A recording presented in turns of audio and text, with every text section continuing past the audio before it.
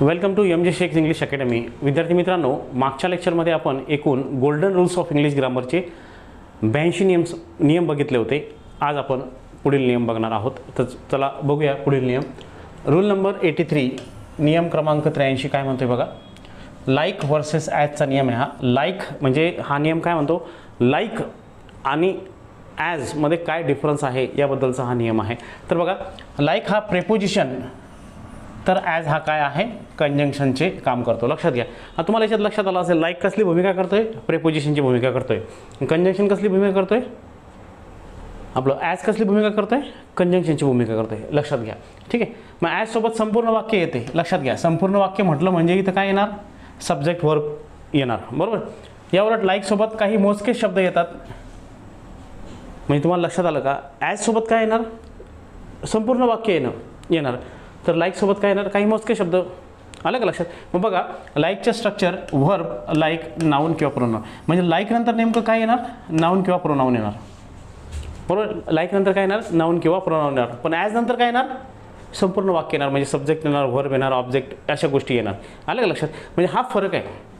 Like नंतर तुम्हाला फक्त असं बघायला मिळेल, नाऊन किंवा प्रोनाऊन. आणि ॲज नंतर काय मिळेल, संपूर्ण वाक्य मिळेल. लाईक कसली भूमिका करतो, लाईक प्रेपोजिशनची भूमिका करतो. तर ॲज हे कंजंक्शनची भूमिका करतो. प्रेपोजिशन म्हणजे काय आणि कंजंक्शन म्हणजे काय हे तुम्हाला चांगल्या पद्धतीने माहीत आहे. प्रेपोजिशन आपण केव्हा वापरतो, कुठे वापरतो. प्रेपोजिशन हे आपण नाऊनच्या आधी वापरतो. कंजंक्शनचं काम काय, दोन वाक्य जोडायचं काम आहे. म्हणून ॲज काय करणार, संपूर्ण वाक्य घेऊन येणार. तर लाईक काय करणार, म्हणजे त्याच्यानंतर नाऊन किंवा प्रोनाऊन येणार. म्हणजे येणारा नाऊन किंवा प्रोनाऊन हा लाईकचा काय असेल, ऑब्जेक्ट असेल. लक्षात घ्या. मग लक्षात आलं. बघूयात. She looks like a super model. She looks like a super model. A super model म्हणजे नाऊन आलाय. सुपर मॉडेल म्हटला तर, अ सुपर मॉडेल म्हटला म्हणजे मॉडेल हा नाऊन आहे आणि सुपर हा ॲडजेक्टिव्ह आहे. हा जो ए आला आहे हा मॉडेलसाठी आला आहे. म्हणजे आपण सांगितलं आहे की लाईक नंतर काय येणार, नाऊन किंवा प्रोनाऊन येणार. लक्षात घ्या. पुढे, ही speaks like a native speaker. बरोबर आहे. आता काय विद्यार्थी म्हणजे सर इथे ॲडजेक्टिव्ह आला आहे. मग एक गोष्ट मित्रांनो लक्षात घ्यायचं, ॲडजेक्टिव्ह जरी आला असेल तरी तो नामाला क्वालिफाय करतोय. लक्षात घ्या. नामाबद्दल तो अधिक माहिती सांगतोय. तो येऊ शकतो. मूळ मुद्दा काय, नाऊन किंवा प्रोनाऊन यायला पाहिजे. म्हणजे नाऊन किंवा प्रोनाऊन नंतर ॲडजेक्टिव्ह तिथे येऊ शकतो. लक्षात घ्या. ठीक आहे. She looks like a super model. लक्षात आलं तुम्हाला हे. दुसरं वाक्य, he speaks like a native speaker. आलं लक्षात. A native speaker. Speaker noun आहे, नेटिव्ह ॲडजेक्टिव्ह आहे. हा ए जो आर्टिकल आहे स्पीकरसाठीच आलेला आहे. परंतु त्याचं स्थान कुठे आहे, त्याचं स्थान नेटिव्ह या ॲडजेक्टिव्हच्या आधी आहे. लक्षात घ्या. लक्षात आलं. परत एकदा तुम्हाला सांगतो की या वाक्यामध्ये लाईकची भूमिका काय आहे आणि ॲजची भूमिका काय, परत स्पष्ट करतो. ठीक आहे. नेक्स्ट पुढे. आता ॲजचं स्ट्रक्चर कसं आहे, ॲज नंतर काय येणार, सब्जेक्ट येणार, व्हर्ब येणार. त्याने सांगितलं होतं की ॲज नंतर संपूर्ण वाक्य येतं. ॲज वाक्यात कसलं काम करतोय, ॲज वाक्यात कंजंक्शनचं काम करतोय.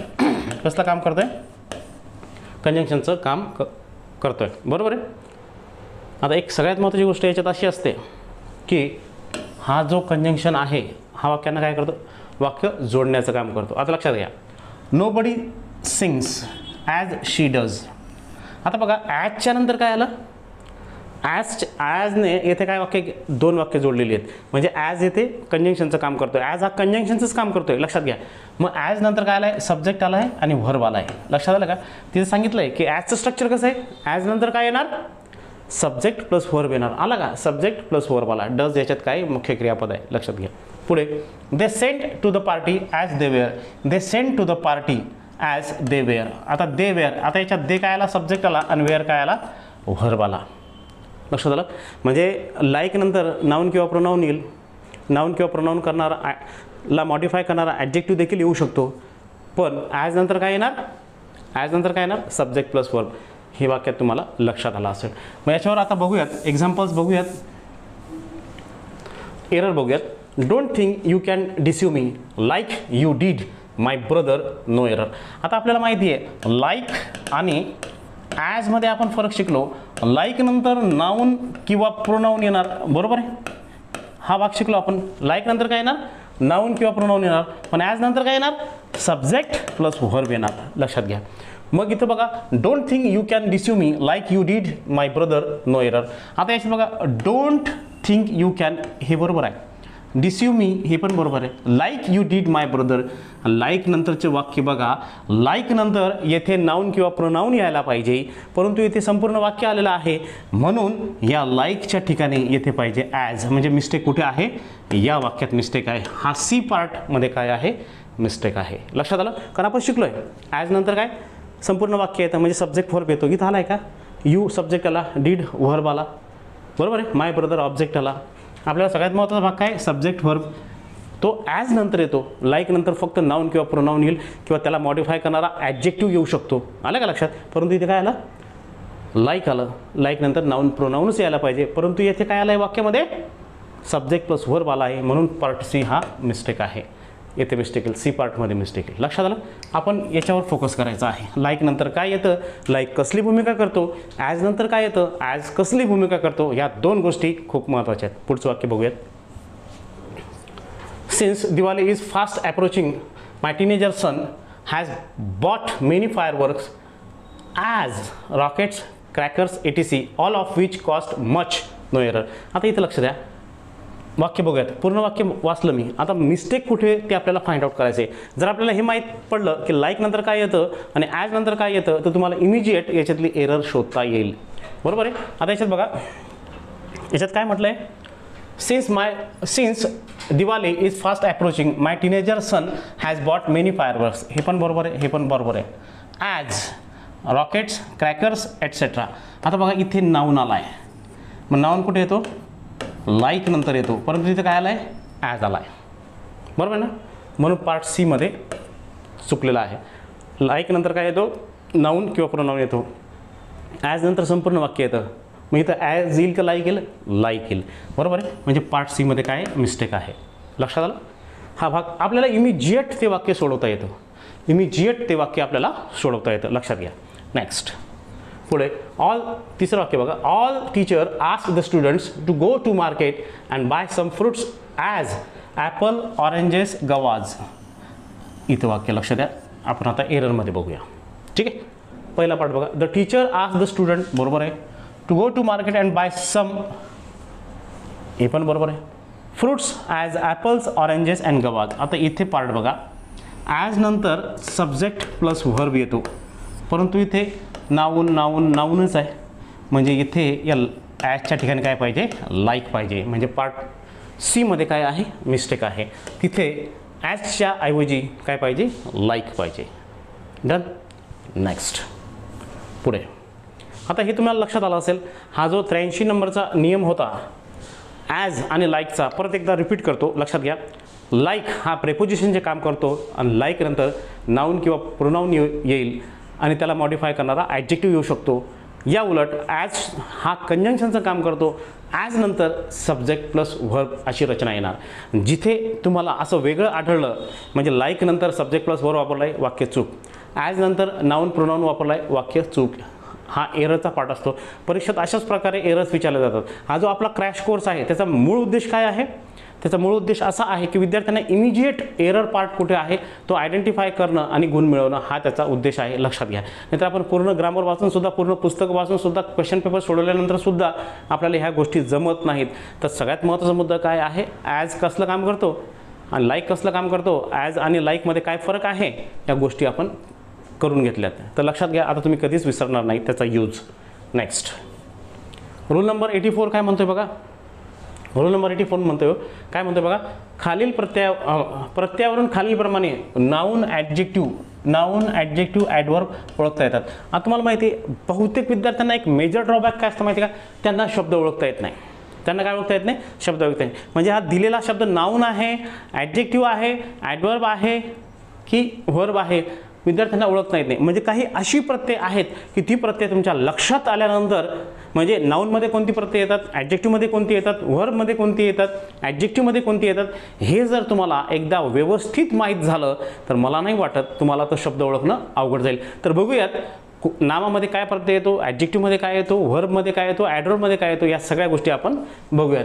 आता बघूयात नाऊन वर्ड एंडिंग विथ, म्हणजे ज्या नामाचा शेवट या प्रत्ययाने होतो किंवा ज्या शब्दांचा शेवट या प्रत्ययाने होतो तो नाऊन असतो. म्हणजे ही येणारी सगळी नाऊन काय असतात माहिती आहे का, येणारी सगळी नाऊन ही असतात ॲब्स्ट्रॅक्ट नाऊन. कधी कधी एजंट नाऊन याच्यामध्ये सुद्धा असतो, म्हणजे कॉमन नाऊन असतो. लक्षात घ्या, एक दोनच प्रकार आहेत ते, ORचे वगैरे, OR ERचे प्रकार आहेत 2. तर पण हे जे प्रत्यय आहेत, म्हणजे तुम्हाला एखाद्या शब्दाच्या शेवटी जर हा प्रत्यय दिसला तर तो ॲब्स्ट्रॅक्ट नाऊन असतो, असा त्याचा अर्थ आहे. मी तुम्हाला फरक लक्षात आणून देईल की कुठे ॲब्स्ट्रॅक्ट नाऊन आहे, कुठे कॉमन नाऊन आहे. तर बघूयात पहिले आपण कशाबद्दल बोलतोय, नाऊनबद्दल आपण बोलत आहेत. म्हणजे नाऊनमध्ये कोणते कोणते प्रत्यय येतात. कधी कधी तुम्हाला प्रश्न विचारला जातो, क्रियापदापासून नाऊन बनवा, नाऊनपासून क्रियापद बनवा, ॲडजेक्टिव्हपासून नाऊन बनवा, नाऊनपासून ॲडव्हर्ब बनवा, असं काही विचारलं जाऊ शकतं, वॉट एव्हर. आता बघा, हे खालील प्रत्यय जे दिसत आहेत तुम्हाला हे नाऊनमध्ये येतात, लक्षात घ्या. आणि हे प्रत्यय त्या शब्दात आल्यानंतर जो नाऊन बनतो तो असतो ॲब्स्ट्रॅक्ट नाऊन, तो असतो भाववाचक नाऊन, भाववाचक नाम. ठीक आहे. आता मेंट हा प्रत्यय आता अरेंज शब्द आहे. व्हर्बला MENT लागला, व्हर्बला MENT लागला, मोस्टली व्हर्बला लागतो तो, लक्षात, तो काय होतो, ॲब्स्ट्रॅक्ट नाऊन तो. आता अरेंज व्यवस्थित करणे, मेंट लागला, अरेंजमेंट म्हणजे व्यवस्था. मॅनेजमेंट, मेंट लागला आहे बघा. मॅनेज शब्द आहे का, याच्या आधी व्हर्ब येतोय बघा. ॲग्री आहे का, व्हर्ब आहे, मग MENT लागल्यानंतर तो काय झाला, नाऊन झाला. पार्लिमेंट हा मूळ शब्द आहे, लक्षात घ्या. पार्लिमेंट हा काय मूळ शब्द आहे, लक्षात घ्या. ठीक आहे. MENT आला तर तो काय असतो, ॲब्स्ट्रॅक्ट नाऊन असतो, लक्षात घ्या. काय असतो, ॲब्स्ट्रॅक्ट नाऊन असतो, लक्षात घ्या. पुढे नेस हा प्रत्यय म्हणजे हा मोस्टली काय असतो, ॲडजेक्टिव्हला NES प्रत्यय लागला तर तो ॲब्स्ट्रॅक्ट नाऊन बनतो. आता बघा, इथपर्यंत शब्द आहे वीक आणि त्याला लागला नेस, हा नेस लागल्यानंतर काय बनला, ॲब्स्ट्रॅक्ट नाऊन. आता वीक काय, ॲडजेक्टिव्ह आहे, वीक काय आहे, ॲडजेक्टिव्ह आहे.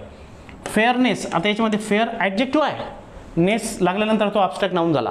याच्यामध्ये बघा, हॅपी हा काय आहे, ॲडजेक्टिव्ह आहे, नेस लागल्यानंतर काय, ॲब्स्ट्रॅक्ट नाऊन झाला. काइंड हा काय, ॲडजेक्टिव्ह आहे, नेस प्रत्यय आल्यानंतर तो काय झाला, ॲब्स्ट्रॅक्ट नाऊन झाला. लक्षात आलं. फिट हा ॲडजेक्टिव्ह आहे, वर्ब पण आहे, नेस लागल्यानंतर तो ॲब्स्ट्रॅक्ट नाऊन झाला. लक्षात आलं. म्हणजे हे प्रत्यय आहेत, म्हणजे मूळ शब्दानंतर तो प्रत्यय वेगळा केला तर मूळ शब्द काय होता तेही आपल्याला लक्षात यायला पाहिजे, जसं मी तुम्हाला फोड करून सांगतो. आता इझम बघा, आता इझम हा जो प्रत्यय येतो हा सुद्धा लक्षात घ्या ॲब्स्ट्रॅक्ट नाऊन बनवण्यासाठी येतो. पण कधी कधी काय होतं, त्याच्या म्हणजे फोड केल्यानंतर जो वेगळा शब्द होतो तो ॲडजेक्टिव्ह असतो मोस्टली. बघा, सोशलिझम, आता सोशियल काय ॲडजेक्टिव्ह आहे, इझम लागल्यानंतर सोशलिझम तो ॲब्स्ट्रॅक्ट नाऊन झाला. ISM हा प्रत्यय ज्या शब्दाच्या शेवटी येतो तो ॲब्स्ट्रॅक्ट नाऊन असतो. रिअल म्हणजे माहिती आहे तुम्हाला, आणि त्याला आयझम लागला, realism. Pragmatism adjective plus abstract noun, लक्षात घ्या. हां, मटेरियलिझम लक्षात घ्या, ॲब्स्ट्रॅक्ट नाऊन. ठीक आहे ना. म्हणजे ॲडजेक्टिव्हला हे प्रत्यय लागल्यानंतर, इझम लागल्यानंतर तो काय बनतो, ॲब्स्ट्रॅक्ट नाऊन. मूळ शब्द त्याच्यापासून काय होतो ते लक्षात घ्यायचं. आता आता बघा, ब्युटी. आता ब्युटी हा जो शब्द आहे, TY प्रत्यय लागल्यानंतर हा शब्द म्हणला ब्युटी, हा ॲब्स्ट्रॅक्ट नाऊन आहे, बरोबर आहे. हा काय ॲब्स्ट्रॅक्ट नाऊन आहे. आता नुसतं ब्युटी असं जर म्हटलं तर हा ॲडजेक्टिव्ह सुद्धा आहे, लक्षात घ्या. कसं, ब्युटी म्हणजे सुंदर मुलगी किंवा स्त्री असं त्याचा अर्थ आहे. ब्युटी सुद्धा आपण म्हणू शकतो ज्यावेळेस हा, बरं का. आता लक्षात घ्या, हा ॲडजेक्टिव्ह पण आहे, हा नाऊन देखील आहे. सुंदर मुलगी असं जर म्हटलं आपण तर हा कॉमन नाऊन होतो, अलग लक्षात. आणि ब्युटी सौंदर्य असं म्हटलं तर हा ॲब्स्ट्रॅक्ट नाऊन होतो, लक्षात घ्या. याचे दोन अर्थ आहेत, ब्युटी आणि ब्युटी. एक ब्युटी काय ॲब्स्ट्रॅक्ट नाऊन आहे, तर दुसरा ब्युटी काय सुंदर स्त्री किंवा मुलगी असा त्याचा अर्थ आहे. हां, इनॅबिलिटी, इनेबल म्हणतो आपण ॲडजेक्टिव्ह, बरोबर आहे. TY लागला ॲब्स्ट्रॅक्ट नाऊन. हां, सॅगॅसिटी कथा म्हणतो ना आपण, सॅगॅसिटी लक्षात घ्या, ॲब्स्ट्रॅक्ट नाऊन. TY लागला इथे, सॅगॅसियस म्हणतो ना आपण. हां, कॅपेबिलिटी, कॅपेबल म्हणतो, ITY प्रत्यय लागला. हां, इथं काय कंटिन्यू म्हणतो आपण, व्हर्ब किंवा ॲडजेक्टिव्ह, हा सुद्धा ITY प्रत्यय लागला. युनिव्हर्सिटी बेस वर्ड आहे, युनिव्हर्स पासून युनिव्हर्सिटी. ऑनेस्ट या ॲडजेक्टिव्हपासून ऑनेस्टी, लक्षात घ्या. लक्षात आलं. म्हणजे हे सगळे शब्द कसले आहेत, हे प्रत्यय तुम्हाला दिसली ज्या शब्दामध्ये तो काय असेल, तो असेल नाऊन. काय असेल, नाऊन असेल. सगळ्यांनी लक्षात घ्या, भरपूर आहेत असे, भरपूर आहेत, हे लक्षात घ्या, महत्त्वाचे. त्याच्यातून ॲब्स्ट्रॅक्ट नाऊन बनतो. नेक्स्ट पुढे, आता TION प्रत्यय आला म्हणजे ज्या शब्दाच्या शेवटी TION प्रत्यय आला तो ॲब्स्ट्रॅक्ट नाऊन असतो. म्हणजे एक्झामिनेशन बघा, फॉर्मेशन बघा, प्रोनाउन्सिएशन बघा, इमिटेशन बघा, इन्फॉर्मेशन बघा. लक्षात, इन्फॉर्म पासून इन्फॉर्मेशन, बरोबर आहे की नाही. एक्झाम पासून एक्झामिनेशन म्हणजे व्हर्ब पासून हा प्रत्यय येतो, बरोबर आहे ना. फॉर्मेट है ना म्हणजे फॉर्मेशन, बरोबर आहे ना. प्रोनाऊन्स पासून प्रोनाउन्सिएशन, बरोबर आहे. इमिटेट म्हणजे नक्कल करण्यापासून इमिटेशन. इन्फॉर्म पासून इन्फॉर्मेशन म्हणजे व्हर्ब पासून TION प्रत्यय लागल्यामुळे हा काय झाला, ॲब्स्ट्रॅक्ट नाऊन. काय झाला, ॲब्स्ट्रॅक्ट नाऊन. लक्षात घ्या, ठीक आहे. पुढचं बघा, सीस. बेस या ॲडजेक्टिव्ह पासून आला बेसिस. ॲनालाइज या व्हर्ब पासून आला ॲनालिसिस. क्रायसिस या व्हर्ब पासून आला क्रायसिस. लक्षात आला. म्हणजे SIS असा प्रत्यय असेल तो तरी काय असतो, ॲब्स्ट्रॅक्ट नाऊन असतो. लक्षात घ्या. डन. Next, age. आता एज, AGE हा ज्या शब्दाच्या शेवटी असतो तो असतो ॲब्स्ट्रॅक्ट नाऊन. पॅसेज म्हणजे उतार म्हणून.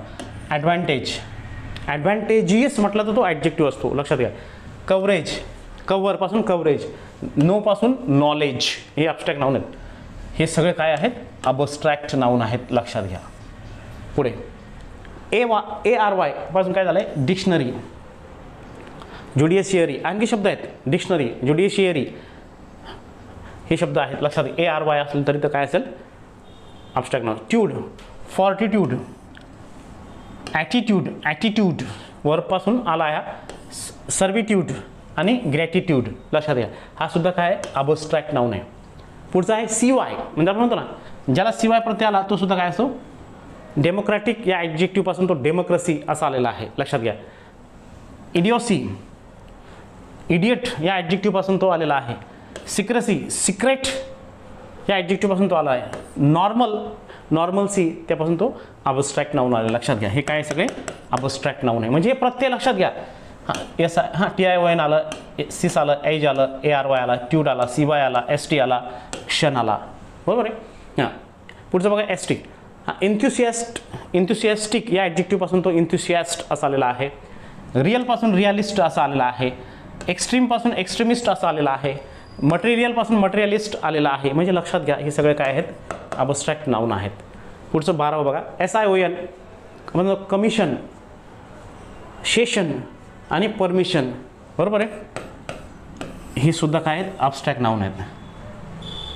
एक्झाम पासून एक्झामिनेशन तो पार्ट वेगळा आहे, तो एक्झामिनेशनचा आहे. ठीक आहे. शन, कंपेन्सेशन असंही आहे. लक्षात घ्या. हे सगळे काय आहेत, ॲब्स्ट्रॅक्ट नाऊन आहेत. म्हणजे तुमच्या लक्षात आलं असेल. हे बघा किती प्रत्यय झाले तिथे, 5, 6, 7, 8, 9, 10, 11, 12. म्हणजे तुम्हाला ओळखता येईल आता हा शब्द नाऊन आहे असं. हा शब्द नाऊन आहे, मोस्टली तो ॲब्स्ट्रॅक्ट नाऊन आहे. लक्षात घ्या. पुढे एकदा परत येतो मी मागे, वाचा यांना म्हणजे तुमच्या लक्षात येईल. एकदा परत तुम्ही याच्यावर नजर फिरवा,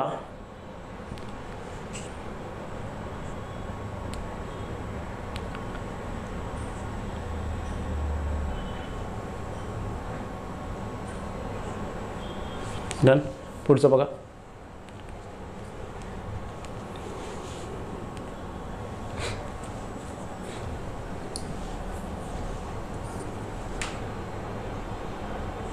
डन. नेक्स्ट पुढे बघा. आता ॲडजेक्टिव्ह वर्ड एंडिंग विथ म्हणजे ॲडजेक्टिव्हमध्ये कोणते प्रत्यय येतात, कोणत्या शब्दाने त्याचा शेवट होतो. म्हणजे ॲडजेक्टिव्ह आता कसा ओळखायचा. आता नेहमी लक्षात घ्यायचा, ज्या शब्दाला FUL म्हणजे फुल प्रत्यय असेल, एबल असेल, लेस असेल, ट्यू असेल, है ना, OUS असेल, हे जे आहेत शब्द हे काय आहेत, हे काय आहेत, OSE असेल किंवा IC असेल, तर हे प्रत्यय सगळे काय आहेत, ॲडजेक्टिव्ज असतात. काय असतात, ॲडजेक्टिव्ज असतात. लक्षात घ्या. ले मागे म्हणजे ॲडजेक्टिव्हमध्ये कोणते प्रत्यय येतात सगळ्यात महत्त्वाचं म्हणजे कोणते शब्दाच्या शेवटी हे प्रत्यय आले तो काय असतो, ॲडजेक्टिव्ह असतो. लक्षात घ्या. आता नाऊनमध्ये मी तुम्हाला सांगितलं की ते 12 त्याच्यापेक्षा जास्त आहेत बरं का, मी तुम्हाला नंतर सांगतो आणखी. आता ॲडजेक्टिव्हमध्ये बघा, हेल्प या वर्बपासून helpful, beauty, skilful, careful, successful, colourful. Ful हा प्रत्यय आला तर तो काय असतो, adjective. Able, capable, movable, enable. Capable, movable, enable म्हणजे ज्यामध्ये ABLE हा प्रत्यय आला तो काय असतो, ॲडजेक्टिव्ह असतो. लेस, हेल्पलेस, माइंडलेस, हार्मलेस, होपलेस. बरोबर आहे. म्हणजे लेस प्रत्यय ज्या ठिकाणी आला, लेस आणि नेसमध्ये फरक आहे बरं का. नेस जर आला तर तो नाऊन आणि लेस जर आला तर तो ॲडजेक्टिव्ह. आणि हे दोन्ही जर सोबत आलेत, शेवटी कोणता आहे त्याच्यावरून ते ठरत असतं. हेल्पलेसनेस म्हणजे असहाय्यता. बरोबर आहे. मग नेस शेवटी आला आहे, लक्षात घ्या. म्हणजे हा झाला अब्स्ट्रॅक्ट नाउन. डन. नेक्स्ट पुढे लेस झाला, हेल्पलेस, माइंडलेस, हार्मलेस, होपलेस. ठीक आहे. TIVE. आता याच्यात positive, objective, preventive, inventive, imaginative, TIVE आला तो असतो ॲडजेक्टिव्ह. पुढे OUS म्हणजे फेमस, इनॉर्मस, ट्रेचरस, युनॅनिमस, सॅगॅसियस, करेजियस असे जे शब्द आहेत ते काय आहेत, ॲडजेक्टिव्ह आहे. म्हणजे तर लक्षात आलं तुम्हाला, फुल आला, एबल आला, लेस आला, टिव आला, OS आला, तर हे काय आहेत, ॲडजेक्टिव्ज आहेत. काय आहेत, ॲडजेक्टिव्ज आहेत. पुढे OSE आला तर तो काय, ॲडजेक्टिव्ह. ग्रँडिओज, व्हर्बोज. व्हर्बो शब्द परिषद आला आहे, म्हणजे शब्द PSIला हा 2-3 वेळेस हा शब्द विचारला आहे. पल्हाळ म्हणतो ना आपण, शब्द भंबाळ. ठीक आहे. Many words cut. IC असेल, ब्युटिक, हॉरिफिक.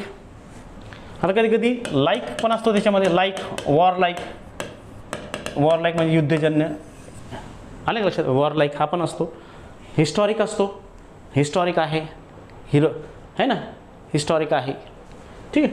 हां, या पद्धतीने लक्षात घ्या. म्हणजे हे कसली आहेत, ही कसली आहेत, काय आहेत ही, ॲडजेक्टिव्ज आहेत. आता खाली ॲडवर्ब. साधारणतः क्रियाविशेषणच्या शेवटी LY प्रत्यय असतो. काय असतो, LY प्रत्यय असतो. लक्षात घ्या. म्हणजे कुठं असतो, म्हणजे ॲडजेक्टिव्हलाच LY असतो बरं का, लक्षात घ्या. ना तर LY कुठेही लावाल तुम्ही, ॲडजेक्टिव्हलाच काय असतो, LY असतो. हा LY जर तुम्ही वेगळा केला तर तो शब्द ॲडजेक्टिव्ह द्यायला पाहिजे, लक्षात घ्या. बरोबर आहे. कधी कधी तो व्हर्ब पण असतो लक्षात, पण मोस्टली ॲडजेक्टिव्ह, तो ॲडजेक्टिव्ह गृहीत धरला. आता ग्लॅड म्हणजे आनंदी, LY लावला, ग्लॅडली. स्लो म्हणजे हळू, धीमा, मंद, ॲडजेक्टिव्ह. केअरफुली, केअरफुल, LY प्रत्यय लागला आहे, लक्षात घ्या. ब्युटिफुली. आपण म्हणतो ना कॉस्टली, हा डायरेक्ट कॉस्ट या व्हर्बपासून तो आला आहे, कॉस्टली. स्मार्ट या ॲडजेक्टिव्हपासून तो आला आहे, स्मार्टली. क्लेव्हर या ॲडजेक्टिव्हपासून आला आहे, LY. विविड म्हणजे ठळक या ॲडजेक्टिव्हपासून तो आलेला आहे. स्किलफुल या ॲडजेक्टिव्हपासून स्किलफुली आलेला आहे. एक्सेप्शनल या ॲडजेक्टिव्हपासून एक्सेप्शनली हा वर्ब आलेला आहे. म्हणजे तुम्हाला प्रत्येक शब्दाच्या शेवटी LY दिसतोय, प्रत्येक शब्दाच्या शेवटी काय दिसतोय, LY दिसतोय. म्हणजे एकच गोष्ट लक्षात घ्यायची, मोस्टली म्हणजे 99%, 1% वर्ब, 99% ॲडजेक्टिव्हला LY प्रत्यय लागतो, लक्षात घ्या. कधी कधी काही वर्ड असे असतात जे वर्बमधून होत असतात, लक्षात घ्या. ठीक आहे. मग हे लक्षात आलं. ॲडवर्बच्या शेवटी फक्त काय असतो, LY असतो. नेक्स्ट. ठीक आहे. आता यामध्ये बघा, आता काही एक्सेप्शन आहेत ॲडवर्बचे, पण ते सरळ बनत नाही, तर त्याची पद्धत आहे, लक्षात घ्या. त्याला ही जी ॲडवर्ब आहे याला ॲडवर्ब फ्रेज म्हणतात, लक्षात घ्या. ठीक आहे. आता तुम्हाला मी एक ट्रिक सांगणार आहे, लक्षात घ्या. नाऊनला जर LY प्रत्यय लागला तर तो ॲडजेक्टिव्ह असतो, लक्षात घ्या. नाऊनला जर LY प्रत्यय लागला तर तो काय असतो, ॲडजेक्टिव्ह असतो, लक्षात घ्या. ठीक आहे. आणि ॲडजेक्टिव्हला जर LY प्रत्यय लागला तर तो असतो ॲडवर्ब. काय असतो तो असतो ॲडवर्ब, लक्षात घ्या. नाऊनला LY प्रत्यय लागला तर तो ॲडजेक्टिव्ह, आणि ॲडजेक्टिव्हला LY प्रत्यय लागला तर तो ॲडवर्ब, लक्षात घ्या. ठीक आहे. बघा आता बघा, नाऊन काय, कावड हा काय, नाऊन. बरोबर. ॲडजेक्टिव्ह आला, कावडली, LY प्रत्यय लागला. मी तुम्हाला सांगितलं ना की नाऊनला LY प्रत्यय आला तर तो ॲडजेक्टिव्ह. मग याचा ॲडवर्ब कसं तयार केलं जातं. आता विद्यार्थ्यांना हा प्रश्न पडला असेल, सर ऑलरेडी हा कावडली LY प्रत्यय लागला आहे, तर त्याचं ॲडजेक्टिव्ह वेगळं, ॲडवर्ब कोणत्या पद्धतीने करायचं, इन अ कावडली मॅनर, म्हणजे भेकड पद्धतीने. या पद्धतीने त्याचं ॲडवर्ब किंवा ॲडवर्ब फ्रेज तयार केले जाते. ॲडवर्बियल आपण त्याला म्हणतो, लक्षात आलं. म्हणजे तुम्हाला हा देण्याचा भाग काय होता, लक्षात घ्या. महत्त्वाचा भाग काय होता हे देण्यामागे, की विद्यार्थ्यांना हे कळावं की नाऊनला जर एल वाय प्रत्यय लागला तो ॲडजेक्टिव्ह असतो आणि ॲडजेक्टिव्हला एल वाय प्रत्यय लागला तर तो ॲडव्हर्ब असतो, लक्षात घ्या. आता निगाड म्हणजे कंजूस, बरोबर आहे. याला पी, याला पण काय निगाडली, हा ॲडजेक्टिव्ह झाला, मग याचं ॲडव्हर्ब असेल इन अ निगाडली मॅनर, बरोबर आहे. तुमच्या डोक्यात सहज प्रश्न येत असेल ना की ऑलरेडी एल वाय प्रत्यय लागला आहे. विद्यार्थी मित्रांनो, हे ॲडजेक्टिव्ज आहेत, ॲडवर्ब्स नाहीत. मी तुम्हाला त्यासाठी क्लिअर केलं की नाऊनला एल वाय प्रत्यय लागला तर त्यानंतर येणारा शब्द एल वाय घेऊन तो ॲडजेक्टिव्ह असतो आणि ॲडजेक्टिव्हला एल वाय लागला तर तो असतो ॲडवर्ब, लक्षात घ्या. Cowardly in a cowardly manner, niggardly in a niggardly manner. मायझरचा अर्थही कंजूस होतो. मायझरली इन अ मायझरली मॅनर, लक्षात घ्या. मायझरली हा ॲडजेक्टिव्ह आहे, इन अ मायझरली मॅनर, ठीक आहे. ओके. स्कॉलर म्हणजे विद्वान, बरोबर आहे. स्कॉलरली ॲडजेक्टिव्ह आहे, लक्षात घ्या, इन अ स्कॉलरली मॅनर. आता त्याच्यात किंग आहे, क्वीन आहे, असे शब्दही आहेत, लक्षात घ्या.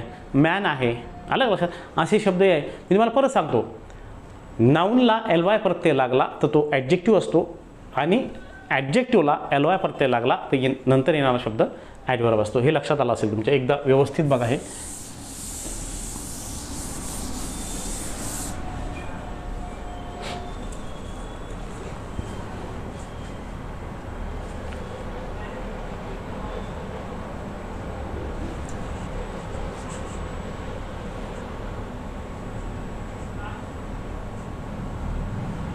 डन.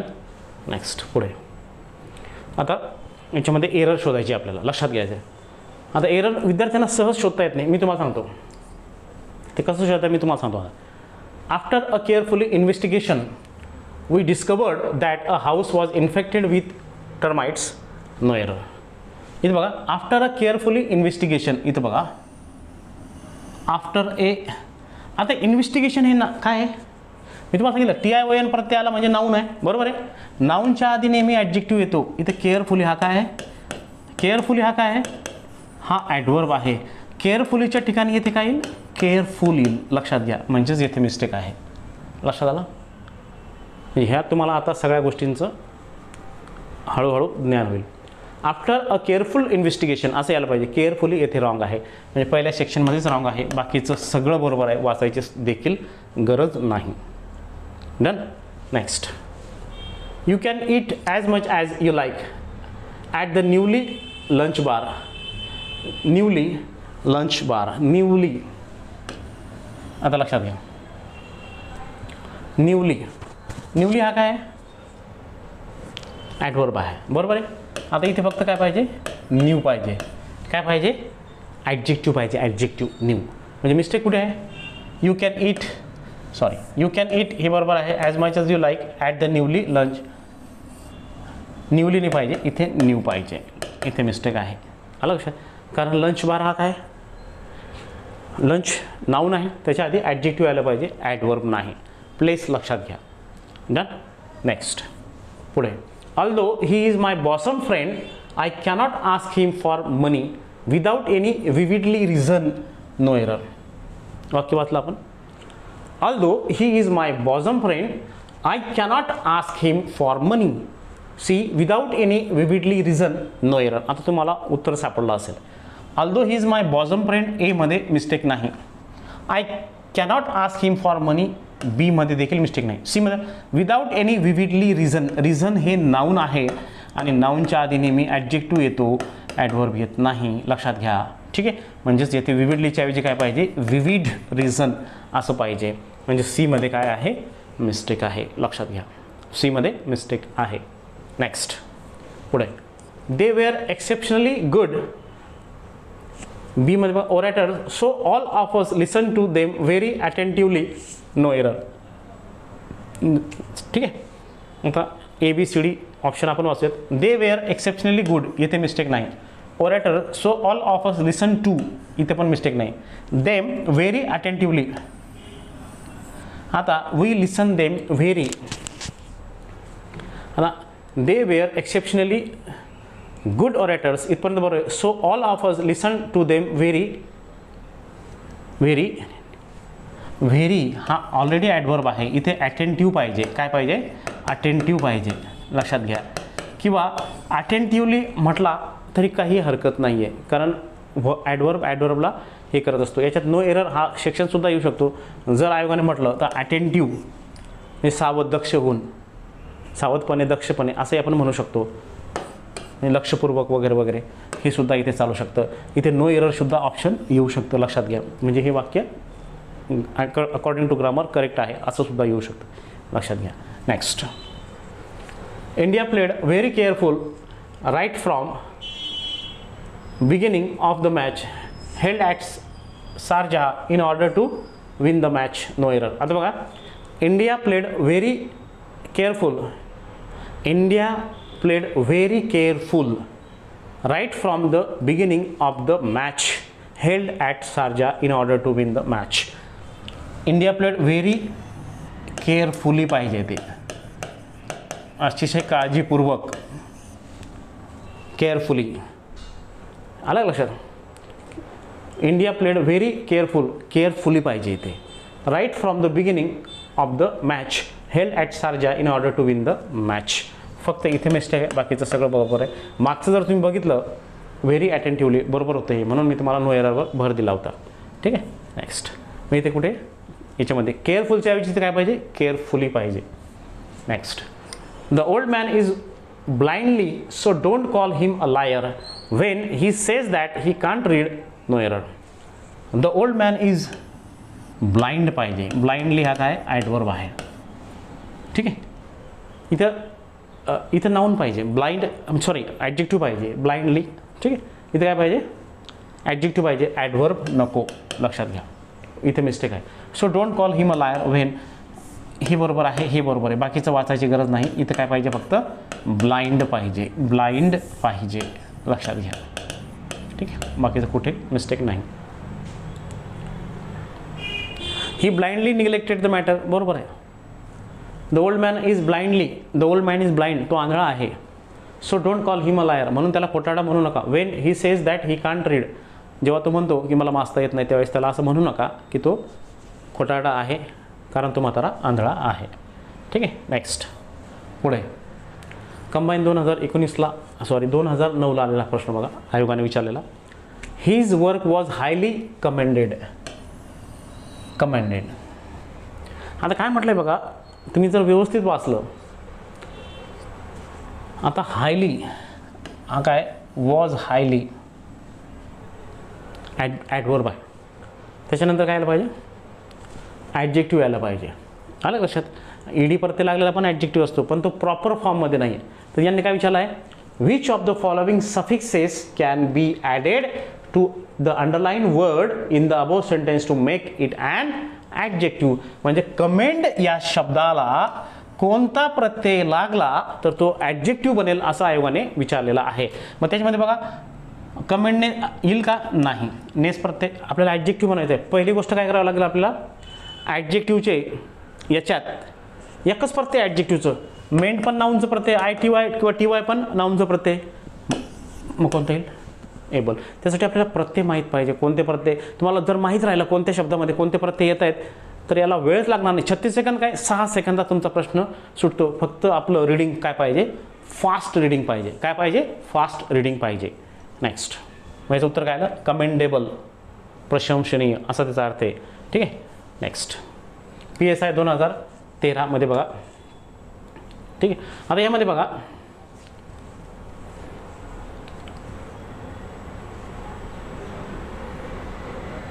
म्हटलं आहे PSI 2013ला, A suspend, B soluble, C silly, D dominant.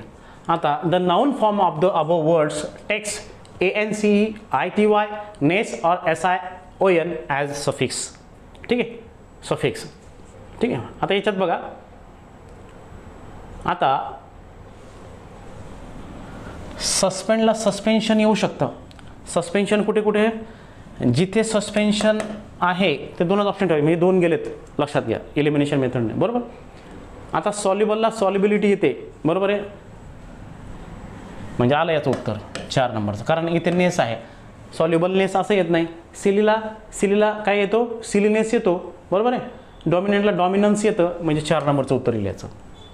काय उत्तर येईल याचं, 4 नंबरचं उत्तर येईल. म्हणजे बघा, सस्पेंडचं काय झालं, सस्पेन्शन, सॉल्युबलचं सॉल्युबिलिटी, सिलीचं सिलीनेस म्हणजे मूर्खपणा आणि डॉमिनंटचं डॉमिनन्स ANC हा प्रत्यय पण येतो, लक्षात घ्या नाऊनमध्ये जे नवीन ॲड होतील. आता फ्रेंडशिप येतो, SHIP येतो, हुड येतो, मॅनहूड, वुमनहूड, बॉयहूड, गर्लहूड असे शब्द पण येतात. अलग लक्षात. म्हणजे चौथा नंबरचं त्याचं उत्तर येईल. कधी कधी काय असतं, अशा प्रश्नात गोंधळायचं नसतं, सरळ उत्तराच्या खाली यायचं आणि कोणते प्रत्यय त्याला लागत नाही पहिले जे इरिलेव्हंट ऑप्शन येतात ते उडवायचे.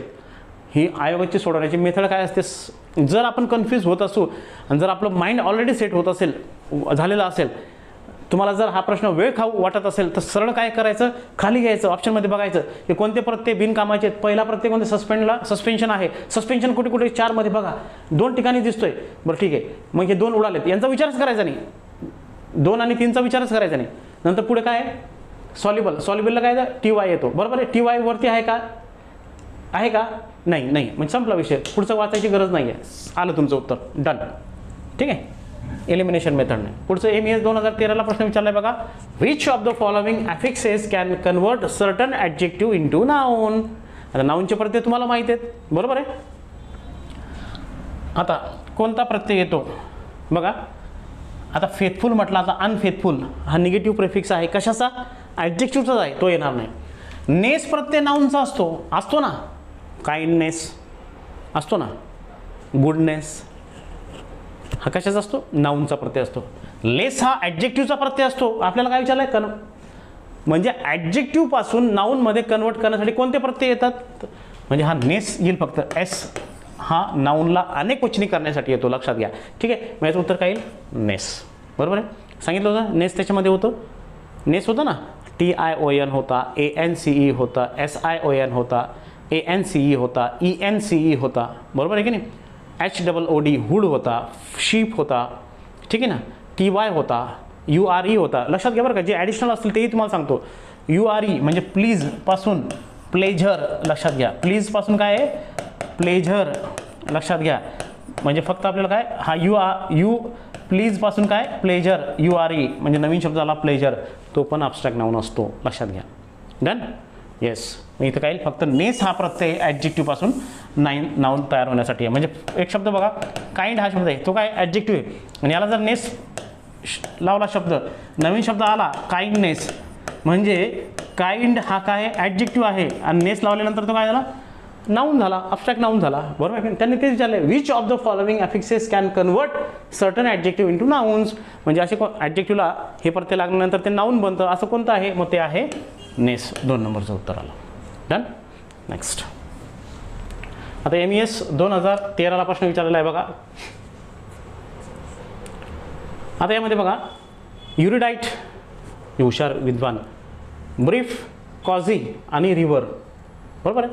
आता the noun form of the above words like take, ENCE, ITY, NE, ते क्रमाने देत नाही बरं का, मागे पुढे देतात. तुम्ही म्हणाल याचंच शोधत बसाल तुम्ही, ते क्रमाने देतात, ते कोणतं लागेल त्या शब्दाला ते आपल्याला डिसाईड करायचं असतं, बरोबर आहे. ENCE, ITY, नेस और ION, बरोबर आहे. As suffix, choose the right option. आता बघा, युरिडाईटला येतं युरिडिशन म्हणजे पांडित्य प्रचूर, भरपूर विद्वान. आता TION प्रत्यय कुठे, इथं आणि इथे, बरोबर आहे. तुम्हाला एलिमिनेशन मेथड सांगतो, लक्षात घ्या. युरिडिशन होतं. आता दुसरं बघा, ब्रीफ, ब्रेव्हिटी शब्द आहे का, संपलं, आलं आपलं उत्तर. 4 नंबरचं उत्तर आलं आपलं. ब्रीफ म्हणजे ब्रीव्हिटी म्हणजे संक्षिप्तता असा अर्थ होतो. दुसरं कॉझिनेस आहे का, नेस इथे आहे, बरोबर आहे. रेव्हरन्स म्हणजे आदरातिथ्य देणारा असतो, लक्षात घ्या. फक्त इथे नेस डबल झाला होता म्हणून ही गडबड झाली, बरं का, लक्षात घ्या. नंतर चौथं उत्तर त्याचं आलं, म्हणजे युरिडिशन म्हणजे पांडित्य प्रचूर, ब्रीफ ब्रेव्हिटी संक्षिप्तता, नाऊन बरं का, नाऊन आहे, लक्षात घ्या. पुढे नेस म्हणजे कॉझिनेस, आरामदायक म्हणतो ना आपण. रेव्हरंट म्हणतो आपण किंवा रेव्हरन्स म्हणतो, रेव्हरंटपासून रेव्हरन्स येतो, लक्षात घ्या. रेव्हरंट टिरक असं म्हणतो ना आपण, रेव्हरन्स संदर्भ पण असा येतो रेफरन्सपासून, लक्षात घ्या. मग 4था नंबरचं उत्तर बरोबर आहे. एलिमिनेशन मेथड लक्षात घ्या, तुम्हाला ते माहीत पाहिजे. इथं परत काय विचारलं आहे, the noun forms of the above words take ENCE, ITY, NESS और TION असं येते बरं का. ते TION हां, इथे ION झालं, इथे TION आहे बरं का, लक्षात घ्या. TION as suffix, keep in mind. मग इथे कुठं दिसतंय? तुम्हाला असं वाटेल का या क्रमानेच यायला पाहिजे म्हणून विद्यार्थी चुकतात. पण कोणत्या शब्दाला कोणता प्रत्यय लागतो हे आपल्याला माहीत पाहिजे. नाऊनमध्ये ऑलरेडी ते आपण घेतलेत. मग लक्षात आलं? हे तुम्हाला लक्षात आलं असेल. ठीक आहे, नेक्स्ट पुढचं बघा. ASO 2011ला प्रश्न विचारलेला आहे.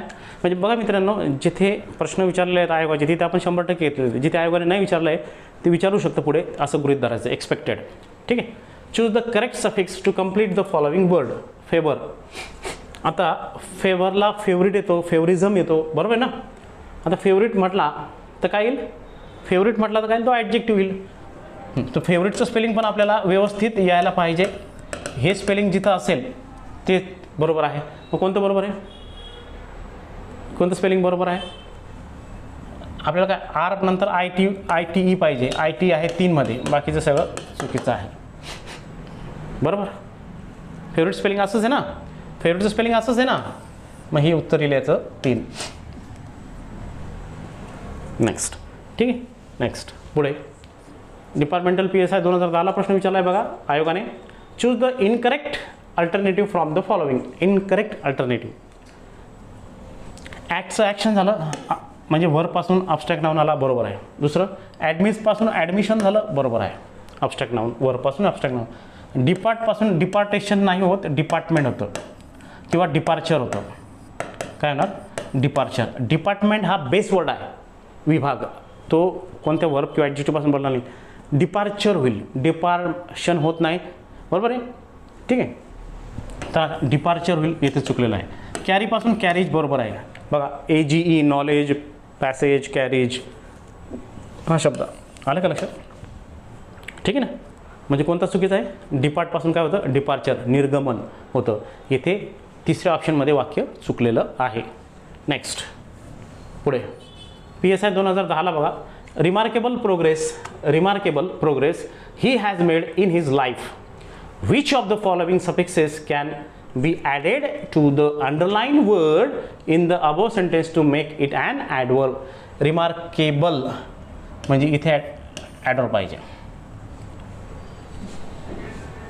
बरोबर ना. आता रिमार्केबल काय आहे? रिमार्केबल इथे ॲडजेक्टिव्ह आहे. का ॲडजेक्टिव्ह आहे? कारण प्रोग्रेस हा नाऊन आहे आणि ॲडजेक्टिव्ह हा नाऊनच्या आधी येतो. रिमार्केबल ॲडजेक्टिव्हला आपण LY प्रत्यय लावू शकतो, बरोबर आहे ना. कोणता प्रत्यय लावू शकतो? रिमार्केबलला काय येईल? रिमार्केबली, बरोबर आहे. म्हणजे डोळ्यात भरण्याजोगा, अविस्मरणीयरित्या असा त्याचा अर्थ होतो, बरोबर आहे. मग काय येईल तिथे? रिमार्केबली असं येईल. म्हणजे तिथं ॲडजेक्टिव्ह या शब्द हा इथं ॲडजेक्टिव्ह आहे, त्याला अंडरलाईन पाहिजे. मग त्या रिमार्केबलला काय होईल? ॲडजेक्टिव्ह येतो, ॲडजेक्टिव्हलाच आपण LY प्रत्यय लागतो. आपल्याला काय म्हटलं आहे तिथे? ॲडवर्ब बनवायचं आहे ना. नेस प्रत्ययाने तो नाऊन येतो, म्हणजे बाकीचे प्रत्येकाचे चुकीचे बघा. नेस प्रत्ययाने काय येतो? नाऊन येतो. LY प्रत्ययाने ॲडवर्ब येतो, मेन प्रत्ययाने नाऊन येतो, ITYने देखील नाऊन येतो. म्हणजे एकच प्रत्यय इथे कोणता? LY, ज्याच्याने ॲडवर्ब बनतो, राईट. त्याच्यानेच ॲडवर्ब बनतो ना, LY प्रत्यय. बाकीचे जे आहेत ऑप्शन्स हे काय आहेत? हे नाऊनचे आहेत. आपल्याला ॲडवर्ब बनायचं आहे. रिमार्केबल या वाक्यात ॲडजेक्टिव्ह आहे आणि ॲडजेक्टिव्हला LY प्रत्यय लागल्यानंतर तो ॲडवर्ब बनतो. डन. नेक्स्ट पुढे. PSI 2010ला बघा प्रश्न आला आहे. Which of the following suffixes can convert certain nouns into adjective. आता आपल्याला काय करावं लागेल माहिती आहे का? म्हणजे असे कोणता प्रत्यय आहे की नाऊनपासून तो ॲडजेक्टिव्ह बनतो. अगोदर आपल्याला हे शोधावं लागेल की यामध्ये इनकरेक्ट प्रत्यय कोणते कोणते आहेत. आता बघा आपल्याला ॲडजेक्टिव्ह म्हणायचं आहे, बरोबर. नेस नाऊन, फुल्ली ॲडवर्ब, बरोबर आहे. नन सोडा, आलं आपलं उत्तर. डन. ब्युटिफुल आहे ना, फुल आलं का? डन. जास्त विचार करायची गरज नाही. फक्त त्यासाठी काय पाहिजे? आपल्याला अगोदर माहीत पाहिजे ही जी उत्तर सोडण्याची मेथड जी असते, लक्षात घ्या. ही उत्तर सोडण्याची जी मेथड असते, अगोदर तुमचं माइंड सेट पाहिजे. म्हणजे प्रत्येक गोष्ट जर डोक्यात फिट असेल तर 36 सेकंद काय 6 ते 10 सेकंदात तुम्ही तो प्रश्न सोडवू शकतात. लक्षात आलं. नेक्स्ट पुढे. आता रूल नंबर 85. आता 84 नंबरचा जो नियम होता तो खूप जरा मोठा होता, तुमच्या लक्षात आला असेल. त्याच्यावर आयोगाने भरपूर प्रश्न विचारले होते कारण तो सफिक्स प्रिफिक्सचा पार्ट होता, वर्ड फॉर्मेशनचा पार्ट होता. आता पुढील भाग आपण आता बघूयात यामध्ये काय आहे. Rule number 85. क्वाईट अँड ऑलचा वापर सोबत केला जात नाही, लक्षात घ्या. क्वाईट अँड ऑलचा वापर सोबत केला जात नाही म्हणजे काय, हे दोन्ही सोबत येत नाही. काय येत नाही बघा, क्वाईटच्या आधी कोणताही ॲडवर्ब वापरला जात नाही. इटसेल्फ तो काय ॲडवर्ब आहे, लक्षात घ्या. आता बघा, he is almost quite competent for the post of manager, so when given a chance he can lead the company to its goal. आता याच्यात बघा, ऑलमोस्ट आणि क्वाईट हे काय आहेत, दोन्ही ॲडवर्ब्स आहेत. मग ऑलरेडी आपण काय शिकलो आहेत, क्वाईटच्या आधी कोणताच ॲडवर्ब वापरला जात नाही. मग तिथे ऑलमोस्टची गरज आहे का, गरज नाही, म्हणून तिथे तो कट करायचा. मग वाक्य काय, he is quite competent for the post of manager, so when given a chance he can lead the company of its goal. लक्षात आलं. मग इथे काय पाहिजे, आपण फक्त क्वाईट वापरला, ऑलमोस्ट आपण काढून टाकला. डन. नेक्स्ट पुढे, आय एम ऑलमोस्ट क्वाईट वेल. आता इथं लक्ष द्या, ऑलमोस्ट, आय एम क्वाईट वेल, आलं लक्षात. आता इथे हा ॲडजेक्टिव्ह पण आहे, ॲडवर्ब पण आहे. हा वेल आधी नाही बरं का, वेल हा सुद्धा ॲडजेक्टिव्ह बरं का, ॲडवर्ब आहे बरं का, लक्षात घ्या. त्याच्या आधी नाही वापरायचा. हा जो पार्ट आहे इथे ऑलमोस्ट येणार नाही, लक्षात घ्या. आता इथे क्वाईट आला, ठीक आहे, लक्षात घ्या. ठीक आहे, किंवा दुसरं वाक्य बरोबर आहे, she is quite all right, quite all right, लक्षात घ्या. आता इथे काय आलं, ऑल राईट हा ॲडवर्ब आहे, लक्षात. शी इज क्वाईट राईट, लक्षात. इथं मग ॲडजेक्टिव्ह वापरला आपण, ठीक आहे. पुढे, शी इज ऑल राईट म्हणू शकतो आपण, हा ॲडवर्ब आहे. शी इज ऑल राईट हा ॲडवर्ब आहे. Quite all right wrong, she is all right. हे शब्द लक्षात घ्या बरं का, एररमध्ये यांचा खूप महत्त्वाचा वाटा आहे, एररमध्ये यांचा खूप महत्त्वाचा वाटा आहे, लक्षात घ्या. आणि हे विद्यार्थ्यांना जमत नाही, ठीक आहे. नेक्स्ट पुढे, if you ask me, Shyam is quite all right but I can't tell you much about Radha, no error. तुम्हाला लक्षात आलं असेल, मी तिथे काय केलं, बॉक्स केला. बॉक्स जर तुम्ही करत गेले, इवन ज्यावेळेस तुम्ही व्हिडिओ बघतात त्याच वेळेस जर तुम्ही ही सवय लावून घेतली, तिथे लगेच करायची तुमच्या नोटबुकमध्ये प्रिंटआउट जर काढले असतील तुम्ही, तर काय करायचं, ते सोपं जातं तुम्हाला, लक्षात घ्या. If you ask me, Shyam is quite all right but I can't tell you much about Radha, म्हणजे हे ऑप्शन बरोबर आहे, हे चूक आहे, हे बरोबर आहे. मग क्वाईट ऑल राईटच्या ऐवजी काय पाहिजे, क्वाईट राईट पाहिजे किंवा ऑल राईट पाहिजे. आलं का लक्षात. शिकलो ना आपण, मागे जाऊयात, शिकलो आपण, मागे जाऊयात. हे बघा, इथं शिकलो होतो आपण,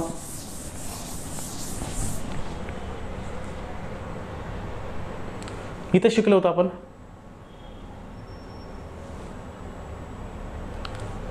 ठीक आहे, लक्षात घ्या. नेक्स्ट पुढे,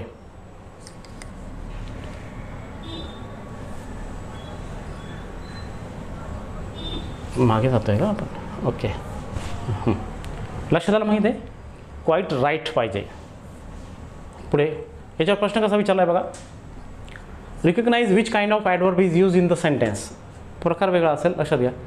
ही राईट्स क्वाईट ब्युटिफुली.